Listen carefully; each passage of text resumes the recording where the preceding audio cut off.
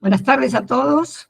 Estamos de nuevo en esta actividad que organiza el Instituto de Derecho Comercial del Colegio Público de Abogados, instituto que dirige el doctor Héctor Alegría, que manda un especialísimo saludo a la doctora Usal y a todos los concurrentes, agradeciendo a unos y a otros y a la doctora el estar acá presente en esta actividad.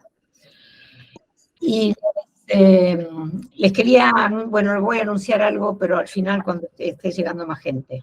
Bueno, hoy tenemos con nosotros a la doctora María Elsa Usal, que todos conocemos porque ejercemos la profesión y siempre estuvo en la justicia con fallos muy comentados, muy interesantes. La doctora está en la sala A de la Cámara Comercial, la Cámara de Operaciones en la Comercial, es escribana y abogada de la Universidad del Salvador, graduada con diploma de honor, doctora en Derecho de la UBA con tesis sobresaliente, con cursos de especialización en distintas universidades nacionales e internacionales. Es académica titular de la Academia Nacional de Derecho y Ciencias Sociales de Buenos Aires, designada el 11 de agosto del 2022, profesora titular de Derecho Internacional Privado en la Facultad de Derecho de la UBA, y antes profesora titular en la Universidad de El Salvador, en la de San Isidro, Don Plácido Marín, y en la Universidad Católica Argentina, en la UCA. Profesora de posgrado de Derecho Internacional Privado en distintas universidades del país. Fue convocada como experta por la Conferencia de La Haya en Derecho Internacional Privado. Fue expresidente de la Asociación Argentina de Derecho Internacional, vicepresidente y antes secretaria general de la Asociación Argentina de Derecho Comparado, integrante de distintas instituciones académicas especializadas, nacionales e internacionales, y fue invitada por la comisión redactora del anteproyecto de Código Civil y Comercial de la Nación, la ley vigente 26994, para colaborar con la redacción del título cuarto del libro sexto de Derecho Internacional Privado, y también fue convocada en el 2012 por el Ministerio de Justicia de la Nación para elaborar el proyecto de ley de arbitraje comercial internacional, ley 27449, del proyecto de ley de insolvencia transfronteriza, del que es corredactora, año 2018, y miembro de la Comisión Ministerial para examinar posibles reformas a la ley de concursos, entre otras convocatorias semejantes. Los procesos de insolvencia en el derecho internacional privado, propuestas para un sistema concursal con especial referencia al Mercosur, es una de las publicaciones de la doctora en el derecho, en la ley, en 2008, después Soluciones de Controversias en el Comercio Internacional, editorial ad hoc, el Mercosur en el Camino de la Integración, de Palma, y tiene otros libros en coautoría y muy numerosos artículos publicados en revistas especializadas en el país y en el extranjero. Y participó como ponente en gran número de congresos, jornadas y seminarios del área específica del país y en el extranjero. No sé si estuvo en el último congreso que organizó el doctor Barreiro. No, no estuve. No pudo ir. Bueno, se dan cuenta que estamos con una lujosa disertante, ¿no es cierto? Como persona, como profesional, como camarista, vamos a aprender mucho de ella y siempre es muy interesante escucharla en este tema que ella abarca, que es el Reflexiones sobre los contratos internacionales hoy. Así que bueno, doctora, la escuchamos. Bueno, muchísimas gracias, gracias por la presentación. Agradezco a los organizadores, al doctor Alegría y a la doctora Sigman la invitación. La verdad es que siempre es grato venir a este curso que ya es un clásico del Colegio de Abogados, ¿no? Bueno, la invitación era para conversar algunas ideas sobre los contratos internacionales hoy y en nuestro país, a la luz fundamentalmente del Código Civil y Comercial de la Nación y según el tiempo que tengamos para algunas otras reflexiones. Primero situarnos en los contratos internacionales. Hasta la Revolución Industrial había un estrecho nexo entre derecho y economía, y la ciencia jurídica observaba la práctica comercial y construía, y así construyó, importantes figuras jurídicas que eran funcionales a las necesidades de la circulación de la riqueza. Y así surgieron ese amplio espectro de figuras contractuales que nosotros conocemos y hemos estudiado. Hoy transitamos la etapa postindustrial, postmoderna, donde la tecnología industrial convive con la tecnología digital, convive con una concepción de la riqueza desmaterializada, donde adquieren un rol fundamental la prestación de servicios, los mercados, los activos financieros, en un marco donde la celeridad de las comunicaciones, el intercambio electrónico de datos, Internet, el comercio electrónico, la tecnología informática, la inteligencia artificial, ha conducido como consecuencia inmediata a la globalización de los mercados. Y en esta etapa, junto a los derechos codificados, que tienen un papel determinante en la técnica, en el mundo jurídico, también la técnica jurídica adquiere un rol importante, sobre todo a través de lo que hoy se llama la tecnología contractual, ¿no? Porque adquieren cuerpo así muchos instrumentos financieros, estas new properties, que resultan ser los medios a través de los cuales se operan hoy en día algunas de las más importantes transformaciones. Y el instrumento principal de esas transformaciones, uno de los principales instrumentos de la innovación jurídica, es el contrato. En el mundo de los negocios se producen aceleradamente nuevas figuras contractuales, que en el derecho interno se los ve como contratos atípicos, pero que en los negocios internacionales generan modelos contractuales con una impronta uniforme, que son los nuevos contratos de los mercados globalizados.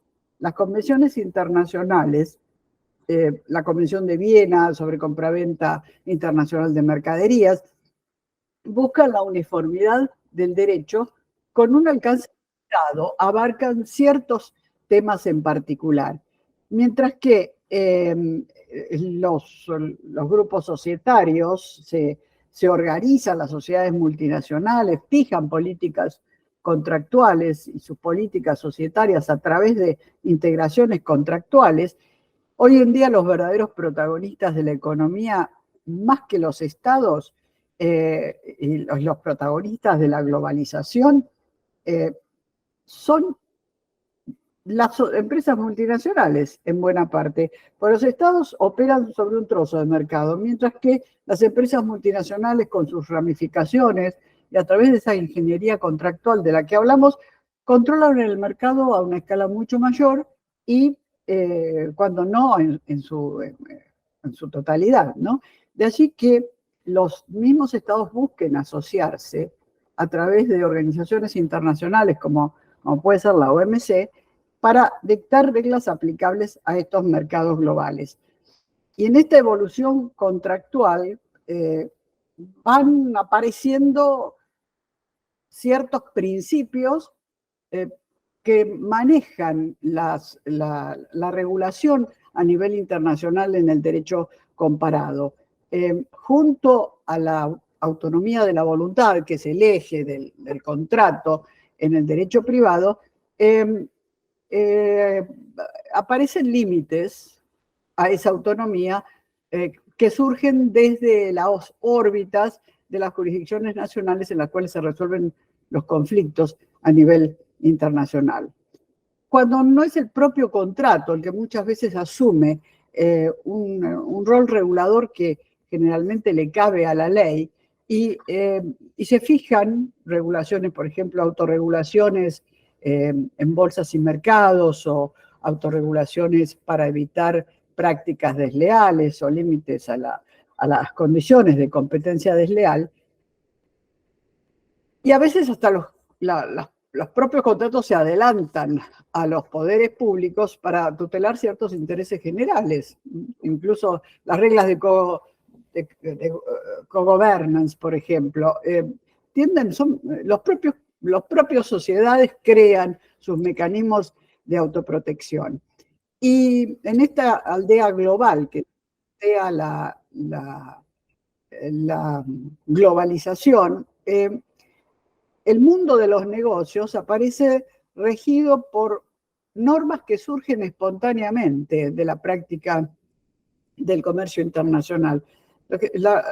Aquellas reglas que se han dado a llamar la lex mercatoria, sobre la que después voy a volver un poco, que regulan las transacciones internacionales, que no tienen órganos coercitivos y que se valen de los órganos de los estados. Algunos dicen que tratan de ser introducidas en los estados, otros dicen que los estados lo regulan por omisión o la toleran. Pero hay un fondo común de principios que son recogidos por operadores especializados a través de la Cámara de Comercio Internacional, la CCI, los Incoterms, que todos ustedes conocen, las reglas de crédito documentado, las regulaciones de los contratos formularios. Bueno, ¿cómo enfoca nuestro derecho internacional privado de fuente interna en el Código Civil y Comercial de la Nación esta realidad contractual? En primer lugar, lo que podemos señalar es que la autonomía de la voluntad, que es, digamos, el eje de la contratación, como la conocemos y como la pensamos en el derecho privado, tradicionalmente fue discutido en el ámbito internacional la extensión y la admisibilidad de la autonomía de la voluntad. Esto fue todo un debate años 70 del siglo pasado. Hoy en día se ganó la batalla, Bogiano tuvo mucho que ver en eso, por uno de los, y Goldschmidt mucho antes también, en el sentido de defender. Argentina tradicionalmente ha defendido ya los tratados, al elaborarse los tratados de Montevideo de Derecho Civil, 1889, 1940, Argentina era una gran defensora del principio de la autonomía de la voluntad a nivel internacional.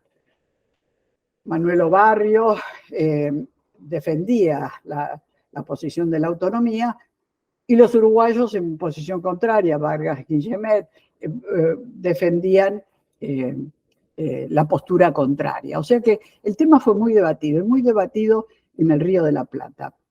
Hoy en día podemos decir que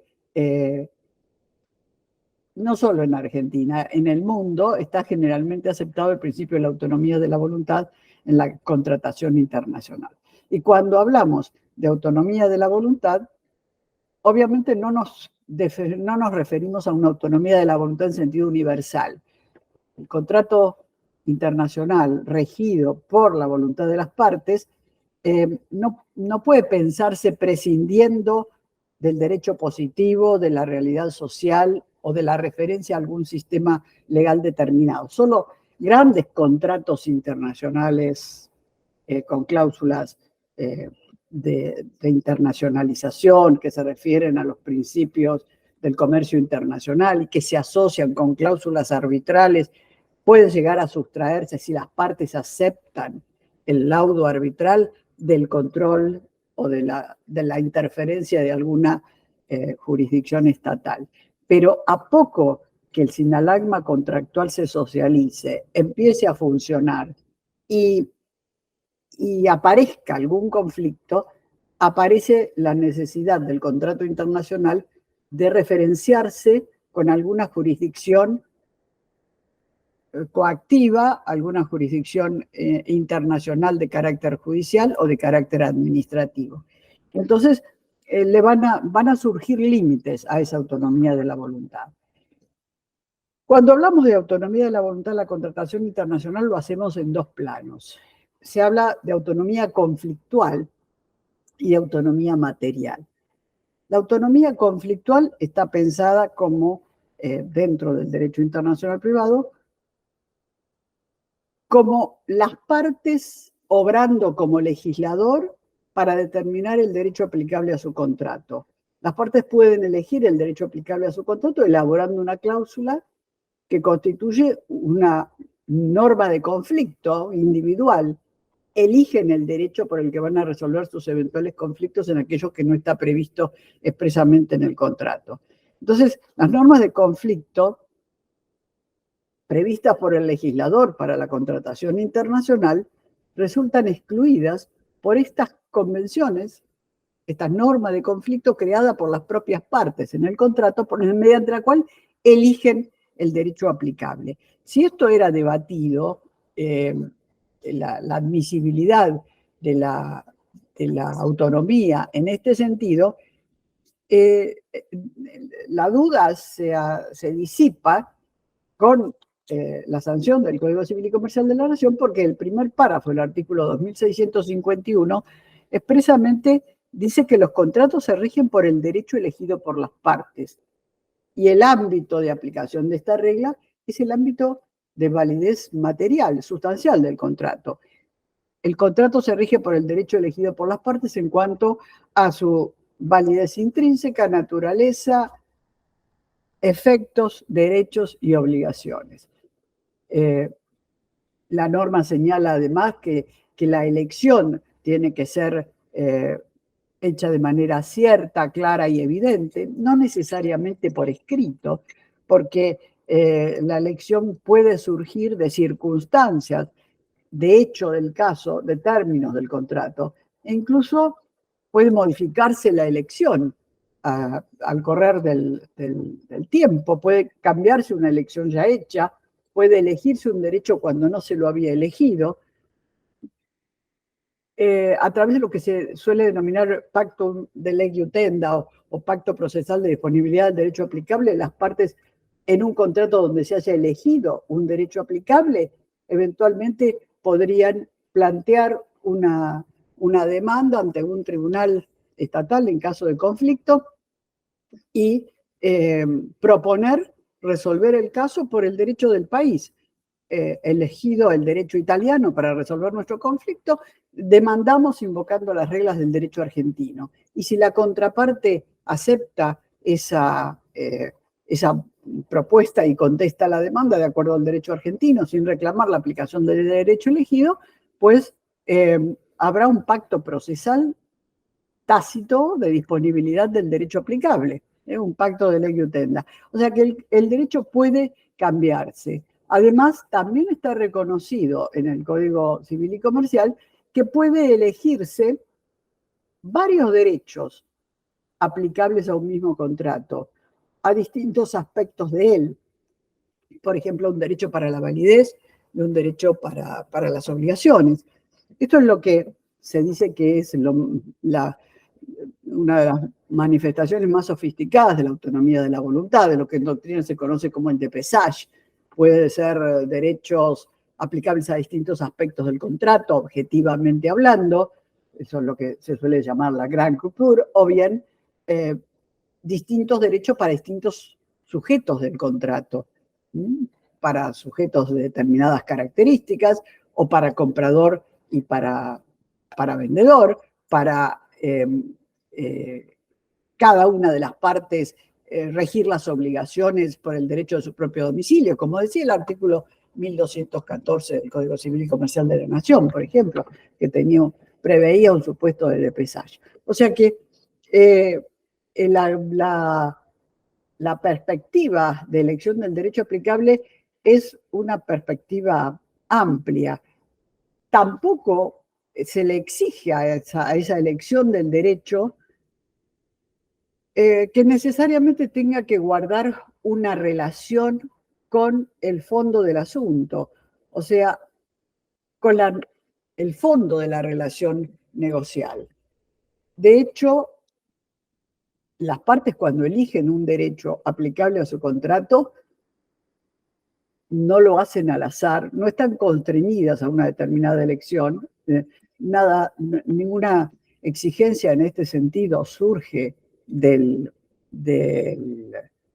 código, las partes eligen un derecho aplicable porque corresponde a un derecho en el cual han prorrogado sobre el cual han prorrogado jurisdicción eligiendo los tribunales de ese Estado, o bien porque han preconstituido garantías del cumplimiento del contrato, porque es un derecho que ya se aplica a relaciones preexistentes. O sea, nadie elige un derecho extranjero porque el país tiene mar verde o unas lindas palmeras, sino que consulta un interés de las partes. Y esto se da por presupuesto en el derecho aplicable. Ahora, ¿cuáles son los límites que se reconocen a esa autonomía de la voluntad? Límites que surgen de los distintos ordenamientos que interactúan con la elección y con la relación jurídica de las partes. Bueno, el primer límite, bueno, estos límites, les decía, están ahora expresamente reconocidos en el Código Civil y Comercial de la Nación.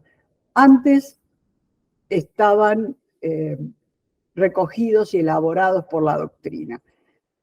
El primer límite surge casi natural, ¿no? El contrato va a ser juzgado, si estamos hablando de una referencia a la jurisdicción argentina, va a ser juzgado por un tribunal, el tribunal de un estado determinado. Y el tribunal de ese estado está sometido a los principios de orden público del derecho internacional privado de ese estado, de la Lex Fori. O sea que si el juez competente es el juez argentino, el derecho internacional privado argentino, entendido los principios del orden público del derecho internacional privado argentino, pero del orden público internacional, o sea, no orden público entendido como un sistema coactivo de disposiciones que están en el derecho interno, sino orden público entendido como conjuntos de principios que inspiran el ordenamiento jurídico argentino, de manera tal que el derecho elegido debe ser compatible con ese conjunto, el mismo conjunto de principios que comparte el derecho argentino. Compartir el principio, no necesariamente la misma solución, el mismo principio, la prescriptibilidad de los derechos, por ejemplo. En fin, el principio es lo que tiene que estar resguardado. Entonces, los principios de orden público, el derecho internacional privado de la Lex Fori, en nuestro caso, el derecho internacional privado argentino, son el primer límite y la definición del orden público antes aparecía en el artículo 14, inciso segundo del Código de Vélez, y ahora aparece en el artículo 2600 del Código Civil y Comercial de la Nación, que es el que nos referencia a los primeros principios que inspiran el ordenamiento jurídico argentino. Y las partes tienen necesariamente que sujetarse inexcusablemente al orden público de la Lex Fori. Un segundo límite está dado por las normas internacionalmente imperativas o de policía del ordenamiento jurídico del juez, porque el juez no puede entrar a fallar sobre el fondo de un contrato si las disposiciones de ese contrato violentan aquellas que son las denominadas normas de policía o internacionalmente imperativas de su ordenamiento, de la Lex Fori, en nuestro caso del ordenamiento jurídico argentino. ¿Cuáles son esas normas internacionalmente imperativas o de policía? Son aquellas normas que resguardan intereses de orden social, político, económico que el Estado está interesado en resguardar y que entonces lo llevan a autoelegir su propio derecho para solucionar ese tipo de cuestiones, aunque el caso sea internacional, someterlos al derecho interno. ¿Por qué motivo? Bueno, porque existen esos intereses de orden social, político, económico de carácter superior. Muchas veces se identifican con principios de orden público, pero no necesariamente se agotan en los principios de orden público. Son intereses de conveniencias del Estado. Entonces se desplaza la autonomía de la voluntad de las partes. Se desplaza la elección del derecho, incluso hecha por el propio legislador. Se anteponen las normas internacionalmente imperativas que son exclusivas y excluyentes de la autonomía de la voluntad de las partes y del derecho elegido por el legislador. Segundo límite. O sea, del orden de la Lex Fori del orden jurídico de la Lex Fori, vienen como límite los primeros principios de orden público, las normas de policía internacionalmente imperativas o de policía, del ordenamiento del juez, de la lex fori. Un tercer límite. Como consecuencia de la autonomía de la voluntad de las partes han elegido un derecho y lo han traído en íntegrum a su contrato para regir el contrato. Entonces, las reglas de ese contrato que ha sido introducido de ese derecho, perdón, que ha sido introducido al contrato, se aplican en su integridad. También con las normas de policía de ese derecho en materia contractual. Las normas de policía, o sea, los casos en los que ese derecho quiere que se aplique su propio derecho interno. El derecho de ese país manda la aplicación del derecho interno de ese país por razones de policía. Y como hay que imitar la probable sentencia que dictaría un juez extranjero y aplicar el derecho extranjero como lo harían los jueces de ese país, al incorporar el derecho, in integrum también incorporamos las normas de policía. Entonces, las normas de policía del derecho elegido, las normas de policía de la lex causa, que es el derecho elegido, es un tercer límite. Las partes al incorporar ese derecho, se someten a ellas. Tercer límite. Cabría preguntarnos, entonces, tenemos normas de policía, normas que surgen del límite de la lex fori, normas que surgen del límite de la lex causa. La lex causa, o sea, el derecho elegido, ¿proporciona algún otro límite a la autonomía de la voluntad de las partes que las restrinjan en lo que puede ser el contenido de su contrato? El derecho elegido tiene normas coactivas en ese derecho interno elegido, como aplicable al contrato. Las normas coactivas del derecho elegido son normas de aplicación obligatoria cuando ese derecho interno es aplicable al caso. Son normas de derecho interno, no de derecho internacional privado. O sea que se aplican a un contrato internacional porque nosotros la trajimos al contrato. Normas coactivas del derecho elegido. También son límite. Surgen de argumento de haberlas traído nosotros in integrum al contrato. O sea que tenemos dos límites que surgen de la lex fori, dos límites que surgen del derecho elegido. ¿Algún otro sistema jurídico puede ser límite para nuestro contrato internacional? Hay terceros estados que no son ni el derecho elegido ni el derecho del juez, que pueden marcar el funcionamiento del contrato y plantearle determinadas exigencias. Y son terceros estados que, por la relación económica preponderante que tienen con el contrato, se imponen a él. Aunque las partes hayan elegido otro derecho aplicable, la realidad del funcionamiento de ese sinalagma contractual impone la necesidad de respetar ese derecho. Son terceros estados que guardan una relación económica preponderante con el contrato. Me explico. Si ustedes han elegido el derecho italiano, pero el contrato se va a cumplir en Alemania, y hay una norma de policía del derecho alemán que obliga a los contratos internacionales a respetar determinadas condiciones, por ejemplo, no sé, impide que el objeto del contrato verse sobre la comercialización de productos con pieles de animales en extinción, bueno, ese país de lugar de cumplimiento, que no es el derecho elegido al contrato y tampoco es el derecho argentino que pertenece al juez que va a resolver la causa, se va a imponer, porque yo no voy a poder cumplir ese contrato obviando el derecho de ese tercer estado que guarda una relación económica preponderante con el contrato. O sea que vemos que hay por lo menos 5 grandes límites que surgen del ordenamiento jurídico de la lex fori, del derecho elegido y de terceros estados que guardan una relación económica preponderante con el contrato, que nos van imponiendo límites a la autonomía de la voluntad de las partes y al contenido del contrato. Estos límites están establecidos en el inciso E del artículo 2651. les leo el inciso. Dice, los principios de orden público, las normas internacionalmente imperativas del derecho argentino se aplican a la relación jurídica cualquiera sea la ley que rija el contrato. También se imponen al contrato, en principio, las normas internacionalmente imperativas de terceros estados que guardan una relación económica preponderante con el contrato. Y esta norma se complementa con otra, que es el inciso F, que tiende a resguardar, es como un estándar ético que tiene nuestra legislación, que ya lo tenía en la época de Vélez con el artículo 1208. ¿Qué nos dice este inciso F? Que los contratos que son hechos en la República para violar normas internacionalmente imperativas de un derecho extranjero de necesaria aplicación al caso son sin valor alguno, son inválidos, carecen de efecto alguno. O sea, la ineficacia de un acto, de un contrato celebrado en el país para transgredir una norma de policía inderogable de un derecho extranjero de necesaria aplicación al caso.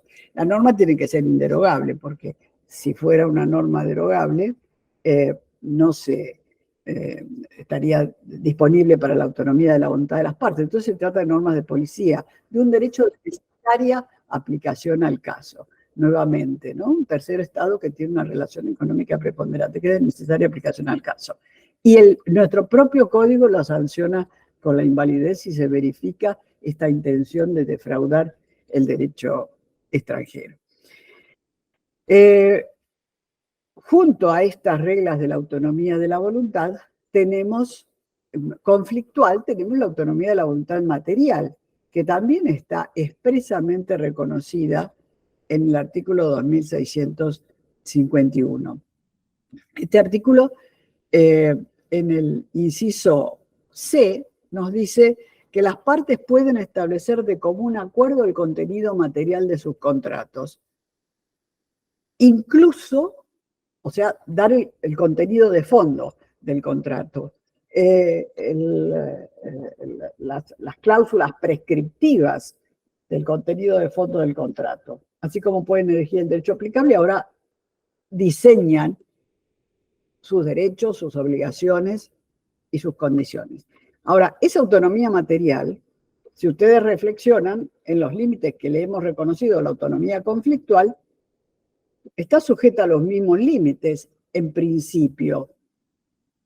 Reglas de orden público de la Lex Fori, normas internacionalmente imperativas, o sea, de policía de la Lex Fori, normas de policía del derecho elegido, normas de policía de terceros estados con una relación económica preponderante. Ahora, algunos de estos límites, las normas coactivas del derecho elegido, ahora, ¿alguno de estos límites podría desplazarse? De la misma manera que nosotros trajimos el derecho extranjero al caso, íntegramente, in integrum, nosotros fuimos los que lo trajimos. Y si nosotros lo trajimos, nosotros podemos reemplazarlo, desplazarlo por otro, total o parcialmente. Eso es lo que también nos reconoce como posibilidad el código. Por supuesto, siempre estamos hablando de la materia contractual disponible para la autonomía de la voluntad de las partes. Entonces, las normas coactivas del derecho elegido, que son normas del derecho interno, que se aplican cuando el derecho extranjero interno es elegido para regir el caso, y son límite, normas coactivas del derecho interno elegido, funcionan en el caso porque nosotros la trajimos. Si nosotros trajimos esas normas, nosotros también las podemos sacar. Es un argumento de mayor ad minus, el que puede lo más, puede lo menos. Entonces, si nosotros podemos desplazar, traer totalmente el derecho y cambiar esa elección por otra, ese desplazamiento también se puede hacer respecto a las normas coactivas, pero no in totum. Podemos desplazarlo por autonomía material con una cláusula de sentido contrario en el contrato. Esto lo dice expresamente el inciso C del artículo 2651. Nos dice, las partes pueden establecer como un acuerdo el contenido material de sus contratos e incluso crear disposiciones contractuales que desplacen las normas coactivas del derecho elegido. Las normas coactivas que son normas del derecho interno. Ahora, las normas del derecho internacional privado, los principios de orden público nunca los vamos a poder desplazar por autonomía material. Las normas de policía de la Lex Fori, que son exclusivas y excluyentes y que el propio legislador le impone en el ordenamiento del juez por razones de orden social, político, económico superior, tampoco van a poder ser desplazadas. Y las normas de policía del derecho elegido, las normas de policía de terceros estados, que no dependen de la voluntad de las partes, sino que se imponen en la realidad de los hechos al contrato, tampoco van a poder ser desplazadas. Las normas de policía del derecho elegido que nosotros trajimos al contrato, podríamos desplazar esas normas que son de derecho internacional privado y que se aplican a los contratos internacionales en el derecho elegido, ¿las podría desplazar? Solo podría hacerlo si el derecho elegido no fuese un derecho que guarda una relación económica preponderante con el caso. Porque si lo fuera, tampoco podría desplazar las normas de policía del derecho elegido, como no puedo desplazar las normas de policía de terceros estados que guardan una relación económica preponderante con el contrato y que se nos impone de todas formas. O sea que la autonomía material nos permite desplazar una a una estas normas disponibles, la medida en que no tengan una relación económica preponderante con el caso o que sean del derecho interno, y porque yo las traje las puedo sacar. Es el mismo argumento de maiore ad minus, ¿no? Que funciona en los dos casos. Bueno, estos son los límites, esto es una certeza que nos proporciona el Código Civil y Comercial actual con estas regulaciones. Ahora, hablando de esto de la posibilidad de cambiar el contenido del derecho elegido, ese cambio puede ocurrir, esto nos lo dice también el artículo 2651, en la medida en que no afecte la validez del contrato original y en la medida en que no afecte derechos de terceros, porque si el contrato ya ha empezado a funcionar, no puedo, a través de un pacto de voluntad de las partes, convertir en inválido el contrato que era válido, ni modificar los derechos de terceros, perjudicando los derechos de terceros, porque se nos ocurre cambiar el derecho aplicable al contrato y hay terceros que ya han contratado con nosotros en la expectativa de cuál es la estructura de nuestro contrato. Entonces, esto está dicho también expresamente en el inciso A, cuando el 2651 nos dice que en cualquier momento se puede convenir que el contrato se rija por una ley distinta a la que lo regía, ya sea por una elección anterior o por decisión del legislador. Sin embargo, esa modificación no puede afectar la validez del contrato original ni los derechos de terceros. Otro aspecto y otra pregunta que surge ante la elección de un derecho extranjero. Cuando elijo el derecho italiano, el derecho español, el derecho brasileño, ¿estoy eligiendo el derecho del Brasil en su integralidad, de Italia en su integralidad? Y esto significa, con sus normas de policía, como hemos visto, y también con sus normas de conflicto. O sea que me tengo que sentar en el sillón del juez italiano, del juez español, y pensar, este es un contrato internacional para el juez español, o sea, la aplicación del derecho extranjero, recuerdan ustedes, es con la teoría del uso jurídico. O sea, yo tengo que aplicar el derecho extranjero como lo harían los jueces de ese país. O sea, que si aplico el derecho italiano, tengo que resolver mi caso como lo resolvería un juez italiano, con el mismo mayor grado asequible de verosimilitud. Ahora, un juez italiano, si el caso es internacional, aplicaría su derecho internacional privado, sus normas de conflicto y el derecho interno que ese derecho internacional privado le manda. Entonces quiere decir que yo elijo un derecho y elijo también las normas de conflicto de ese Estado. O cuando me pongo de acuerdo en que lo que queremos es regir nuestro contrato por el derecho italiano, lo que queremos es regirlo por el derecho interno italiano y desaparecer de nuestro escenario el problema del reenvío. O sea, de que ese derecho no pueda mandar a otro derecho y entonces no tengamos certeza de cuál es el derecho aplicable. Esa es otra cuestión debatida a nivel de contratación internacional, pero que ha sido resuelto por nuestro código como es la solución predominante en el derecho comparado. Y es entender que cuando en un contrato elegimos un derecho nacional extranjero, el derecho italiano, el derecho francés, el derecho brasileño, el derecho chileno, estamos eligiendo el derecho interno de ese país.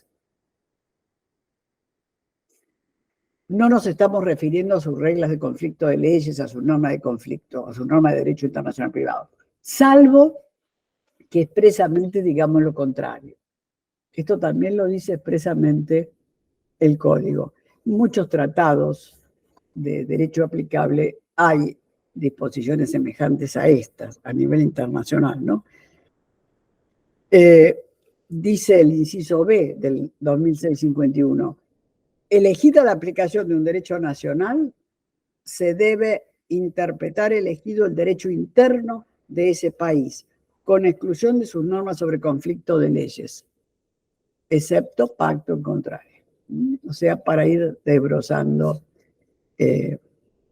cuestiones. Ahora bien, cuando elegimos derecho aplicable a un contrato, buscamos la certeza de cuál es el derecho por el cual se va a resolver, el fondo del asunto. Pero normalmente asociamos la elección del derecho aplicable con la elección del juez competente, o sea, con una cláusula de prórroga de jurisdicción, o con una cláusula que confiera certeza de en qué tribunal vamos a querer plantear nuestro conflicto. Y esto lo podemos hacer porque el legislador nos autoriza a que en contratos internacionales y de carácter patrimonial, en relaciones de carácter patrimonial y en contratos internacionales, nosotros podamos elegir el juez competente, precisamente por la disponibilidad de la materia. Si el contrato es internacional, puedo elegir incluso un juez o un árbitro fuera de la República. Prórroga internacional de jurisdicción. Normalmente la cláusula de elección de derecho aplicable se asocia con una cláusula de prórroga de jurisdicción y se establece un paralelismo entre las dos. Generalmente se elige el tribunal del mismo país cuyo derecho hemos elegido como aplicable al contrato, porque así conseguimos un resultado querido, que es que los jueces apliquen su propio derecho al contrato, que es el que mejor conocen, y que nos asegura la aplicación conforme a determinadas pautas. Entonces,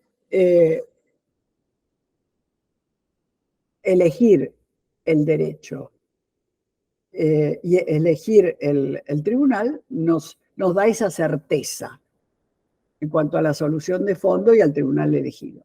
Ahora bien, si yo elijo un tribunal y no elijo el derecho, ¿se puede entender que estoy eligiendo el derecho interno de ese país? Hay algunos estados algunos países que le brindan posibilidad a esta interpretación. La interpretación del Código Civil y Comercial de la Nación es expresamente la contraria. O sea, la elección de un determinado juez no supone la elección del derecho interno de ese tribunal como aplicable al caso. cuando elegimos un tribunal, ese tribunal va a resolver el caso conforme a sus reglas de derecho internacional privado, pues va a considerar que ese caso es internacional y si las partes no han elegido un derecho aplicable, lo va a resolver como resolverá cualquier caso internacional que caiga ante su tribunal. Y no va a aplicar directamente porque él es competente su derecho interno, sino va a aplicar el derecho internacional privado que corresponde a las características de ese caso según lo que el legislador estima como derecho a elegir para resolver el conflicto. Esto también está dicho expresamente en el inciso G. La elección de un foro determinado, un determinado foro nacional, no supone la elección del derecho interno aplicable en ese mismo país. O sea, que a través de un extenso artículo, el Código Civil y Comercial de la Nación define la autonomía de la voluntad en sentido conflictual, en sentido material, sus límites y el funcionamiento de la elección del derecho aplicable. La forma, esta es la sección 11 del título cuarto del libro sexto. La forma está regida en otra sección, la sección 10, expresamente con reglas en materia de forma. Esto es en derecho sustancial. Ahora bien, el punto de comienzo de nuestra charla fue reflexionar sobre que la globalización ha hecho surgir reglas que a nivel internacional manejan y se imponen a las relaciones económicas de los particulares y que no están previstas por los estados, han sido establecidos por la costumbre, por los usos y costumbres. Así se ha desarrollado lo que se llama la lex mercatoria, que utilizando la nueva lex mercatoria, ¿no? Como un remedio de esa antigua lex mercatoria propia de las corporaciones medievales. Y esa lex mercatoria ha acompañado en su evolución a la evolución del comercio internacional. Son fórmulas que surgen de la práctica, de los usos y costumbres, de las más diversas ramas de la actividad económica, seguro, banca, mercados de compraventa, se nutre de los fallos arbitrales, se decantan en contratos formularios y condiciones generales de contratación, contratos típicos en materia de transporte, los 5 terms, las reglas de quieto documentado, y esas reglas son aceptadas por esa sociedad mercantil a la cual están regulando, sin un mecanismo coactivo, y son practicadas por ella, y muchas veces puestas en práctica por los tribunales arbitrales. Ese conglomerado de reglas que se basan en la libertad contractual y que son expresión de la creatividad de las partes, de alguna manera han sido recogidas, se han ido elaborando y sintetizando a través de organizaciones internacionales y organismos especializados. La CCI, por ejemplo, con la regla de crédito documentado, con los 5 terms. UNIDROIT ha ido decantando los principios del comercio aplicable a los contratos comerciales internacionales, como una suerte de soft law, derecho blando, al que las partes pueden recurrir y los tribunales pueden recurrir, y los árbitros recurren, de hecho, mucho, para interpretar los contratos, para interpretar las relaciones entre las partes. No son derecho obligatorio, son normas que son un derecho blando, pero que adquieren una fuerza hasta el plantearse si esto es realmente un ordenamiento jurídico y si podría llegar a tener algún tipo de fuerza vinculante en un contrato internacional. Hay autores adversarios de la lex mercatoria, como Lagarde, que sin embargo piensan que teóricamente existe la posibilidad de un orden jurídico constituido por la lex mercatoria, que no adquiere el carácter de orden jurídico de un Estado que se lo ha conferido, sino que sería un orden inmanente a esta sociedad mercantil, a esta societas mercatorum universal, o sea, nace del interior de esa sociedad mercantil globalizada. Algunos autores señalan que los operadores de esta lex mercatoria procuran incorporarlas a los sistemas jurídicos nacionales. Y otros señalan que, aunque esto no se haga así, tácitamente muchos sistemas lo aceptan y otros, por omisión, también la aceptan a través de la autonomía de la voluntad de las partes y a través del arbitraje. ¿Cómo entra la lex mercatoria en nuestro Código Civil y Comercial de la Nación o en nuestro ordenamiento jurídico? Fíjense que algunas convenciones internacionales recogen los principios de la lex mercatoria y le confieren cierta fuerza obligatoria. Por ejemplo, el artículo 9 de la Convención de Viena sobre compraventa internacional de mercaderías de 1980, de la que la Argentina es parte, como todos ustedes saben, que es una de las convenciones más ratificadas del planeta.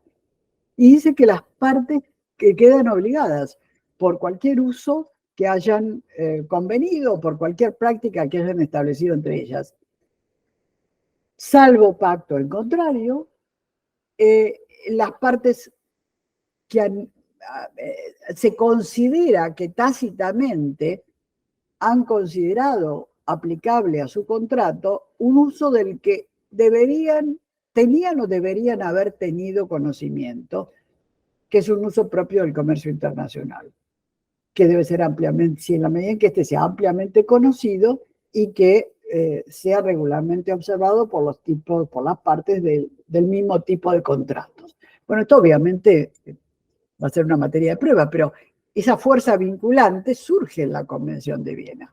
¿Pasa lo mismo en nuestro Código Civil y Comercial de la Nación?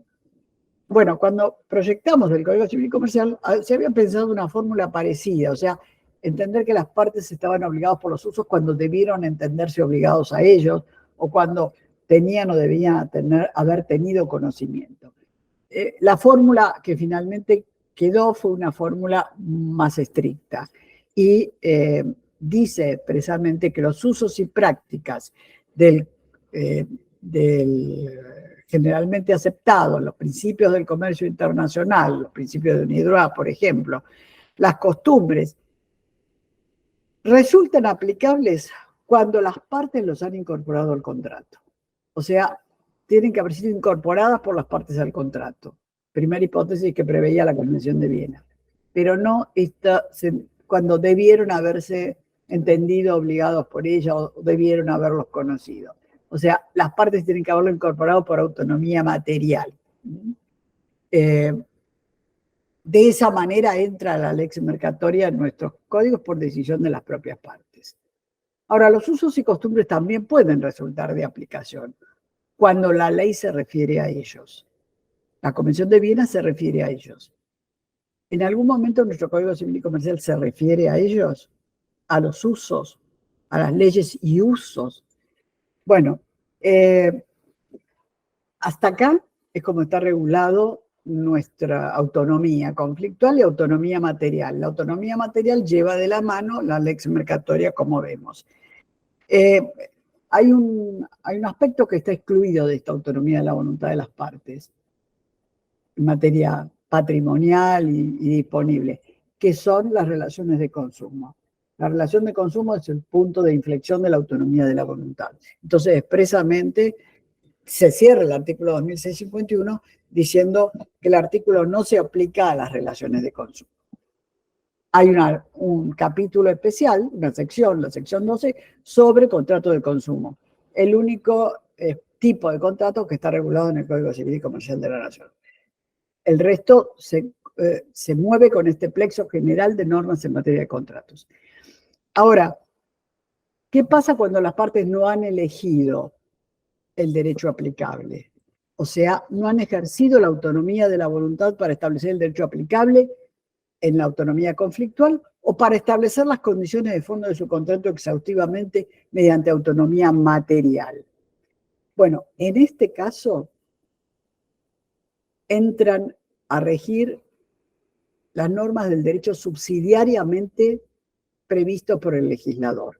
O sea, que las normas de conflicto para los contratos internacionales que tiene el Código Civil y Comercial de la Nación tienen una función subsidiaria en defecto de la autonomía de la voluntad de las partes. Si las partes nada han previsto, ¿cuál es el derecho aplicable al contrato? ¿Cómo se determina? El artículo 2652 nos dice que en defecto de ejercicio de autonomía de la voluntad por las partes, el contrato se rige por las leyes y usos del país del lugar de cumplimiento. Fíjense, leyes y usos. O sea que la lex mercatoria del país del lugar de cumplimiento, en cuanto a usos y costumbres generalmente aceptados para el tipo de contrato que se trate, aparece traído por voluntad del propio legislador. En subsidio, si no puede determinarse el lugar de cumplimiento, nos dice que el contrato se rige por las leyes y usos del país del lugar de celebración. Acá están los dos viejos puntos de conexión que tenía el Código de Vélez: lugar de cumplimiento, lugar de celebración. ¿Qué se entiende por lugar de cumplimiento? Tengamos en cuenta que el Código de Vélez tenía definiciones de lugar de cumplimiento, definiciones autónomas dadas por el propio legislador de qué se debe entender por lugar de cumplimiento. Y el mismo criterio ha tomado el Código Civil y Comercial de la Nación. En el segundo párrafo del 2651, en una especie de definición autónoma de lo que es lugar de cumplimiento en cascada, o sea, como en escalera, el legislador nos dice qué tenemos que entender en primer lugar, en primer término, por lugar de cumplimiento. El lugar de cumplimiento es el lugar de cumplimiento designado por las partes en el contrato. Lo mismo nos decía Vélez. O sea, si nosotros decimos cuál es el lugar de cumplimiento de su contrato, ese es el lugar de cumplimiento. En segundo término, si no estuviera determinado el lugar de cumplimiento, el lugar de cumplimiento surge de la naturaleza de la obligación. Hay que explorar entonces en la naturaleza del contrato. Y tradicionalmente se ha interpretado que la naturaleza del contrato en cierta manera está definida por aquello que lo hace ser lo que es. Y es la prestación característica, la entrega de la cosa, la prestación del servicio. Hay una obligación que suele ser común a todos los contratos, que es la prestación dineraria, y hay una que es la característica, la prestación característica, es la noción vieja de Schnitzer. Bueno, en lugar de cumplimiento de la prestación más característica del contrato es la noción prevaleciente en segundo término por lugar de cumplimiento. Es aquel que hace a la realidad social de funcionamiento del contrato, a lo que lo caracteriza como tal. En tercer lugar, si no pudiéramos determinar por la naturaleza de la prestación el lugar de cumplimiento, el tema de la prestación característica, no quiero extenderme mucho porque ya estamos medio pasados de la hora, pero la prestación característica ha sido discutida, obviamente. Frank Villar decía, bueno, tan importante es la prestación característica, la prestación, la entrega de la cosa, como el pago del precio. O sea, está en discusión también este concepto de la prestación característica, y otros dicen contratos plurilocalizados que tienen muchos lugares de cumplimiento. ¿Cuál es el lugar de cumplimiento? ¿Cuál es la prestación característica? Algunos dicen la de mayor volumen económico, o sea, que es un concepto a interpretar. En defecto de la naturaleza del contrato, el tercer criterio para determinar el lugar de cumplimiento surge un poco dado por la jurisprudencia en el derecho comparado, que identifica el lugar de cumplimiento con el domicilio del deudor. Y el domicilio del deudor un poco también era un contacto tomado por Vélez. Vélez tomaba el lugar de cumplimiento que de los contratos que en ellos no estuviera designado, que no surgiera de la naturaleza de la obligación, es aquel en donde el contrato fue hecho si fuera el domicilio del deudor. Y si el contrato no fue hecho en el país del domicilio del deudor, el domicilio actual del deudor. Bueno, el domicilio actual del deudor, ¿de qué deudor? Del deudor, en principio, de la prestación más característica, aquella que naturalmente identifica el contrato. Bueno, pareciera ser el lugar de cumplimiento en tercera acepción, digamos así.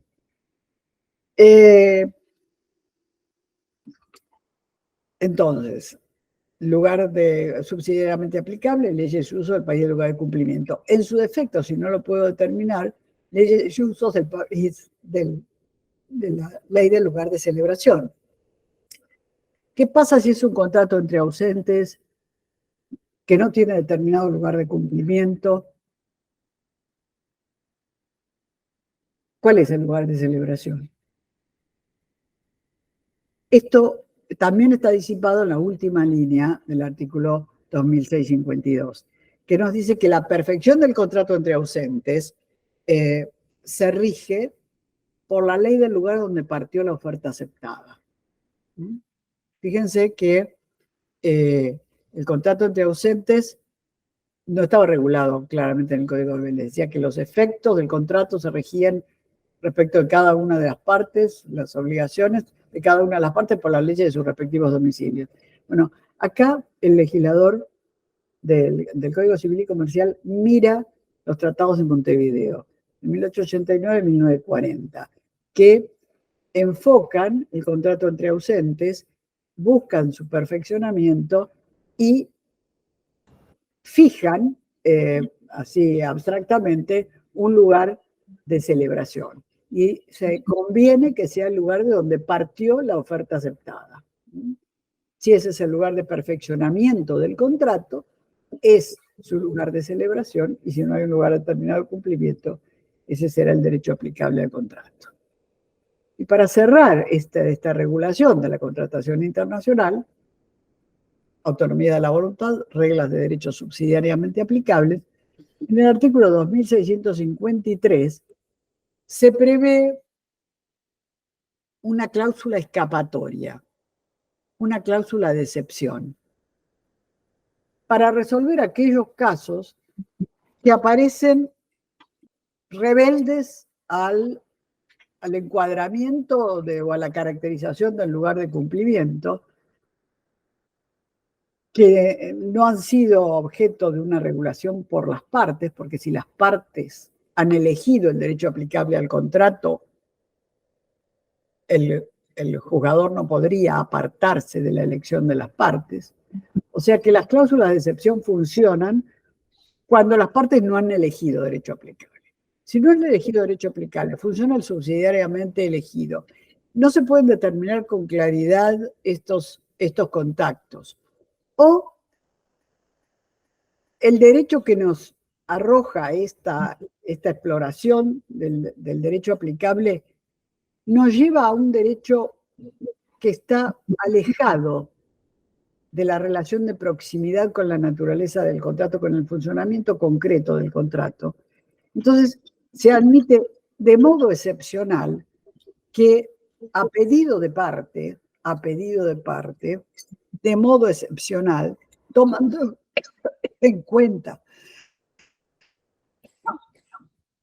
todos los elementos objetivos y subjetivos del contrato, las partes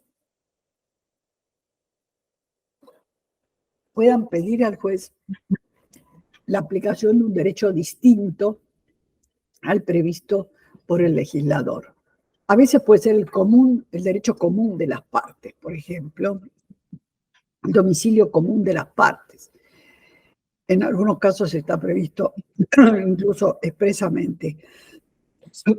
Entonces, fundando esa excepcionalidad, el juez está facultado para disponer la aplicación del derecho del Estado con el cual el contrato guarde los vínculos más estrechos. Esto no es aplicable, reitero, cuando las partes han elegido el derecho aplicable al contrato y tampoco es discrecional del juez la aplicación de este apartamiento del derecho elegido, porque si no, caeríamos en la arbitrariedad. Son supuestos excepcionales y demostrados que estos contactos previstos por el legislador no son razonables o de alguna manera han perdido relación de proximidad. Doctora, tome tranquila el agua mientras le digo que tenemos que ir cerrando porque esto el panorama está. Si no me cabe duda, bueno, le hemos sacado la voz en esta charla. Bueno, realmente muy interesante. Le agradecemos todos muchísimo. Yo estoy viendo que en el chat no hay preguntas, porque fue clarísima, evidentemente, pero además creo que ahora no tenemos tiempo, pero a mí me encantaría si usted puede después facilitarme algún fallo sobre estos temas de interés para que yo le pase a los asistentes al curso, que me parece re interesante. Lo que pasa es que ahora no tenemos tiempo de hablar de jurisprudencia. Solo le menciono dos fallos que son señeros para esto, que son dos fallos de la Corte. Perfecto. Méndez Vallés con Pecio y Tacticián contra fabricaciones militares.